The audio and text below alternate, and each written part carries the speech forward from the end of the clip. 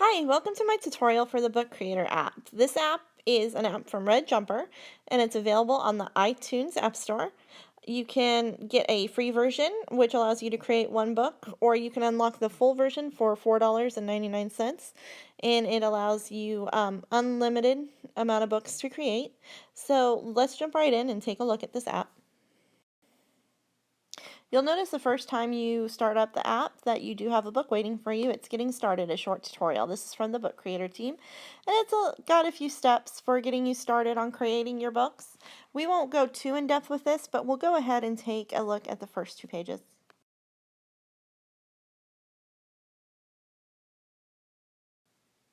So as you can see from the first two pages, it's just got some very general tips for you to use.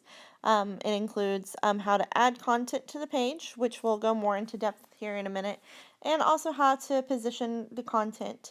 Positioning content in this app's really easy. It's really intuitive if you've ever had to reposition any images before on your iPad or iPhone.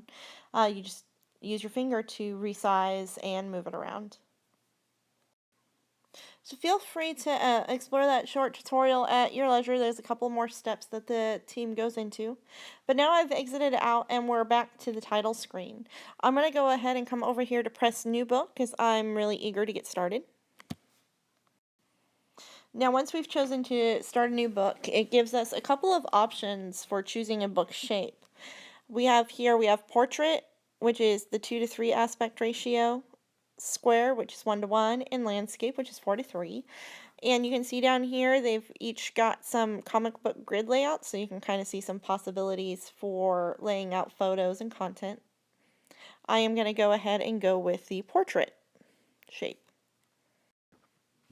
So once we've chosen our book shape, we come over here and we have a nice blank canvas to work with. And you'll notice in the upper right side, we have three icons. We can choose to add using the plus sign to add content. We can go through the inspector app to change the background color of our page, or the font and font size, or the share button for when we're done with our project. I'm going to go ahead and add some content, so I'm going to press the plus button. So let's go back to our cover page and add the content. I push the little plus sign here, and you'll notice it brings up a few more options than they talk about in the ebook. There's the photos, the camera, and the pin, but there's also an option to add text and add sound. So we'll kind of go through that here now while we add some content to our cover. So I've chosen the photo option. I pressed on the photo option, and you can see here it brings up thumbnails of a lot of my photos that are already stored in my iCloud photo library. And I think I'm going to go with this one right here, my daughter Lily, as a superhero. I really like this picture. So I'm going to press on that one, and add it into the cover here. Okay, it automatically places the picture on the page right there in the middle, and it's up to me to kind of resize it and reposition it and do whatever I want with it. So I did some dragging and some pinching and some repositioning, and I finally have it in the position I want the picture in. So now that I've got it where I want it, I kind of want to add some text for the title of my book. So I'm going to do that real quick. I'm going to come over here. Once again, I'm going to press the plus button in the corner. Now I've got to decide if I want to add text using the keyboard or if I want to use the pen to draw the text on. I kind of want to go with the pen because I think that'll be fun. So I'm going to press on the pen. So you'll notice after you hit the pen that it grays out the image, and you'll see three new icons to your right. You'll have the solid colored ball right here, the pencil icon, and the eraser icon. The solid colored ball is for changing the color of your pen, and I kind of want to do that. I want to choose a fun color, so I'm going to push this real quick. Alright, so opening that icon brings us to the colors, and there's 12 standard colors here. You'll also notice that there is an area for more colors. I'm not sure if I really want any of these 12 colors or not. I kind of want to look and see what other options they have. So I'm going to go ahead and click on more. So this opens up this option box here, and we can see here we've got a rainbow color spectrum. So we can just slide our finger around in the spectrum and decide which color family we want, and we can adjust the brightness of it until we get a shade we want to use. Now when we do, we just click apply here, and if you can't find anything you really like, then you can always choose to go back out to color and go back to the standard colors.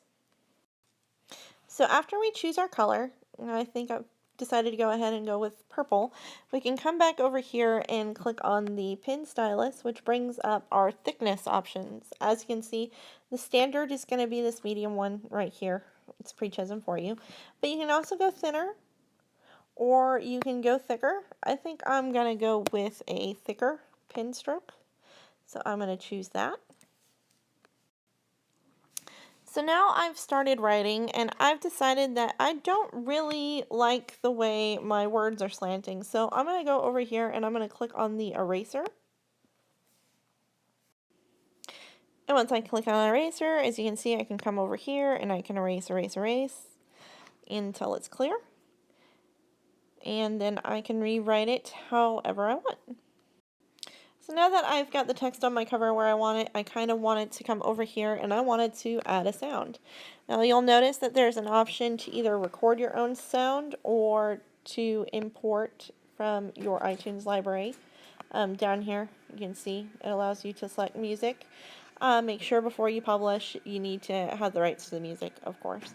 So I'm going to go ahead and go with recording my own sound so I don't have to worry about that. And now I have my cover page exactly the way I want it, with my sound and my text and my picture. So now that I'm done with my cover, I am going to go over here to this little arrow to the right. And I'm going to push on that to start our pages. So once we flip to our new pages, you can see we have another blank canvas to work with, only this time we have it divided in half here by this horizontal dotted line. Now we can just add whatever content we choose to add. So come over here and press the plus button to bring up our options. Now I think the first bit that I want to add before I add any images, I'm going to go ahead and add the text of my story. So I'm going to go ahead and press this. So this brings up my keyboard here, so I can just type whatever I want in my text box here. And you'll notice after you're done typing that it will come up in a box with the little circles just like the photo boxes, and you can resize and move this text box wherever you want to on the screen. Now that I have the text where I want it, I decided I wanted to add content. So I went to the content and I went to my photos, and I decided I wanted to add a video. So it opened my videos on my iTunes library, and now I'm going to choose from one of these to add to my content page. Okay, and after you've chosen the video, as you can see here, it's going to need to compress it to fit in the book. So that might take a few minutes, but it will compress and load into the page.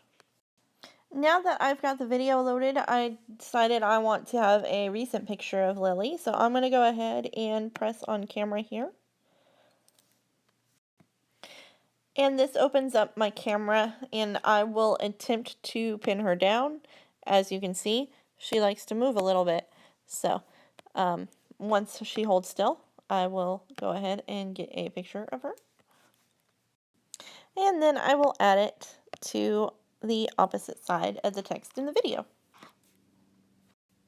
And I think I want one more picture here because I've got a little bit of space on the left side. So I'm going to go ahead and press my plus button again. And this time I just chose a picture of Lily that I had in my iTunes library. And now I think I want to go ahead and draw a little bit on the page. So we'll go back and do that. We'll press on this plus button and we'll choose the draw with the pencil option. And as you can see, I can go ahead and put the text in, draw whatever I want over here in whichever colors. And then after I'm done drawing, I can choose to resize that. And you'll see it will open up this box with the 4 little balls on the corners again, and I can choose to shrink it or enlarge it, make it take up both pages, whatever I want to do. So now that I have my page layout done, I kind of decided that I don't really like just the plain white page. I want it to look a little fancier. So I came over here and I pressed down on the inspector icon. And this brings me up a few different color options as well as the more option for the custom color. You also have a neat little paper option for different textures of paper or graph paper if you choose to do something like that for your ebook instead. I'm going to go with my daughter's favorite color, which is pink, so I'm going to use that as my background color. And the nice thing about this is before it exits you out of the color options, it shows you in the background what color it turns out to be. So that way you can see if you like that image next to all the content and stuff you have on the page, if you like that color against your images and your text before you choose it. So each book and book creator starts you off with a minimum of 5 pages, and since the title of my book is Awesome Kids, I am going to go ahead and go over here to this arrow to go to pages 4 and 5 of 5 and to add a section on my daughter Adia. So this is Adia's page, and I've decided to end my book here, but if you want to add more pages, you can. You'll notice over here is this plus icon. You can press that, and it will add another 2 pages, and you can do this onwards until your book is your desired length. Now that I have finished the book creators tutorial, there's a few more things to go over. One is titling your ebook. As you can see here, I've got my name and my title already set. But if you want to go in and change it, we go in here to the inspector icon. And that'll bring up an option box where you can change the title and the author's name. I'll show that to you real quick. And hitting the inspector icon below your book, it'll bring up your information on your book. As you can see here, you can just go in here to change the title. You can also change the author's name, so anybody can come in and author it and be credited with it. There's also some more important information here. It's got the file size for your iBook, so you know exactly how much space it's going to take up on your iPad. And then there's some iBook display settings, so you can choose exactly how you want it displayed when you're looking at it in the iBooks app.